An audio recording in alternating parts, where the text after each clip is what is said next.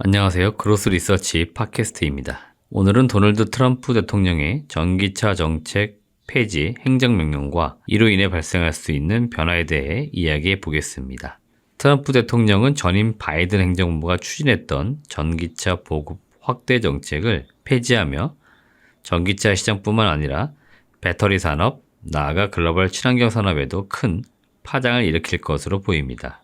도널드 트럼프 대통령은 백악관에 재입성한 후 첫 주요 정책으로 전기차 의무화 폐지를 지시하는 행정명령에 서명했습니다. 그는 소비자의 선택권을 제한하는 규제 장벽을 제거해야 한다고 강조하며 전기차 보급을 장려하기 위해 제공되던 다양한 보조금과 세제 혜택을 재검토할 것을 지시했습니다.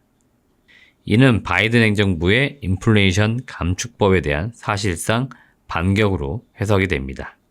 IRA는 전기차 구매자에게 최대 7,500달러의 세액 공제를 제공하고 배터리 제조사에게는 생산량에 따라 수천억 원대의 지원금을 지급하는 제도입니다. 이 정책은 미국 내 전기차와 배터리 산업을 강화하는 데 핵심 역할을 했습니다.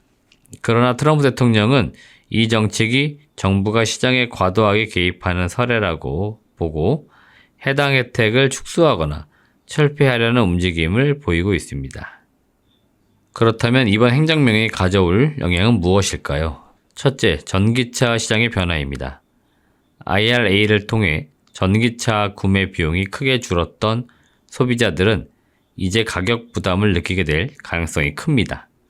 전기차 구매가 줄어들면 내연기관차에 대한 수요가 다시 증가할 수 있습니다.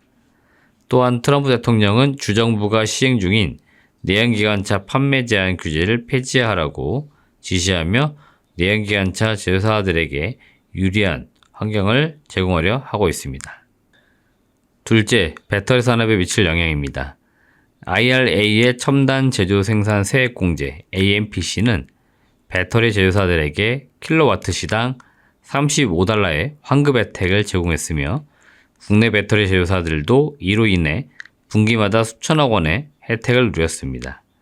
그러나 이 혜택이 축소되거나 철폐된다면 배터리 생산 비용이 증가하고 이에 따라 배터리 산업 전반의 경쟁력이 악화될 수 있습니다.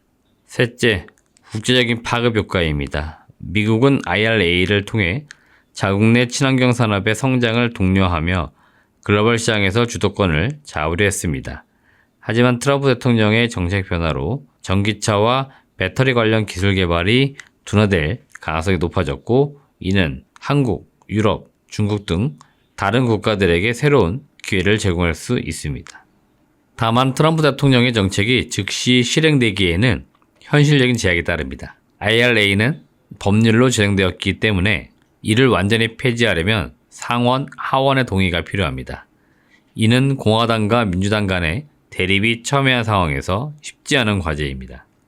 따라서 전문가들은 트럼프 대통령이 행정명령을 통해 IRA 혜택을 축소하거나 제한하는 방향으로 조치를 취할 가능성이 높다고 보고 있습니다.